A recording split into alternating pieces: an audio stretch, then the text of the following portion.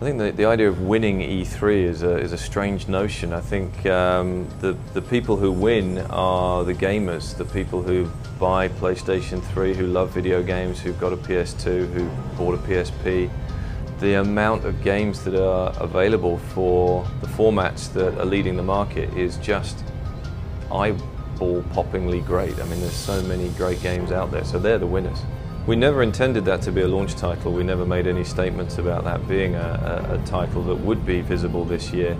But we have expanded our studio at Gorilla in Amsterdam, and we've been hiring a lot more people. Killzone Liberation on PSP is here and is great, absolutely fantastic to play. Slightly different spin on the game style, but the PS3 Killzone is under development, and we'll show it when it's ready. Well, I think that you've seen in every generation when it comes out, the price is a little bit higher than the previous generation's current price.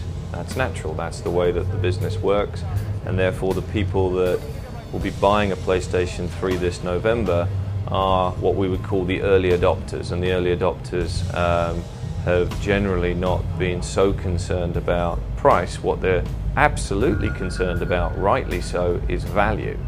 And PlayStation 3's value, both as a game system, as a network platform, and as a Blu-ray disc player, is unbeatable. The PlayStation 3 format and technology revealed last year got everybody's attention, and everybody realizes that PlayStation 3, powered by Cell and by RSX, is the most powerful game system on the planet, and that's something which is going to be very important to delivering great games, and that's what this E3 is about. And showing dozens of games available on PlayStation 3 playable 6 months before we launch is an incredible achievement. Nobody's ever done that before, that range of games that deep before the launch of a console. And then to have the fact that it's a Blu-ray disc player as well out of the box, the fact that every PlayStation 3 has a hard disk drive in it out of the box, or in the box, that we now have this real surprise to the industry and the world with the wireless controller that senses your movement. You know, these are big innovations that mean that PlayStation 3's value, I think, is very clear. The choice that the consumer can make, the gamer can make, is buying the system that fits their digital lifestyle the best. For the consumer who is going to be using PS3 as their media center, putting all of their digital content on it, be it music, movies, games, photos, etc., then the 60 gig hard drive may well be the one for them. For a gamer who is going to be using PlayStation 3 more as a game system and as a Blu-ray disc player, then the 20 gig version will be for them. And in either case, both machines have Ethernet, so it's easy to connect to the network in any way they wish. Games can install certain components onto the hard drive to help increase speed and also to take advantage of some other benefits that you get with caching and so on and so forth. Well, I think that what we showed at the conference with the rear view mirror for Formula One was a great way of visualizing what could be possible. But that's by no means the extent of what is possible.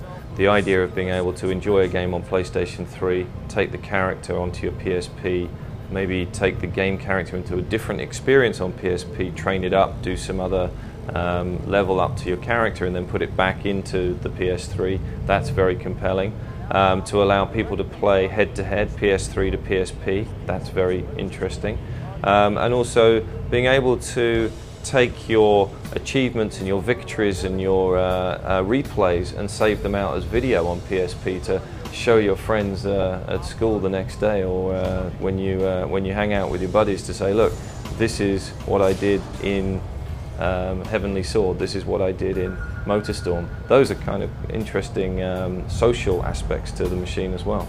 We're going to have all of the community features that you would expect and some more, and because it's software, we will enhance it over time, and we will, like you've seen with PSP, a very effective strategy of building out the functionality of the machine through freely available software upgrades has enhanced what PSP stands for, and I think you'll see exactly the same strategy on PlayStation 3.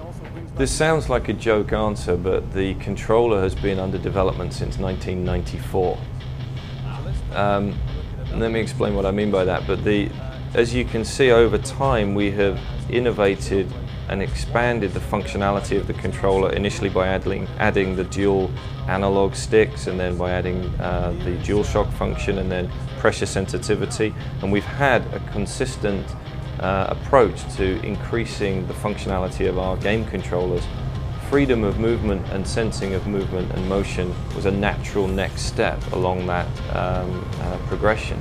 The fact that other people were looking at that as well is no surprise. You know, there's a lot of technology which was available to us for many years, but not at the price or not at the volume that would be required. And because of our huge volume in our business, we have to be able to make, you know, over 100 million of these things.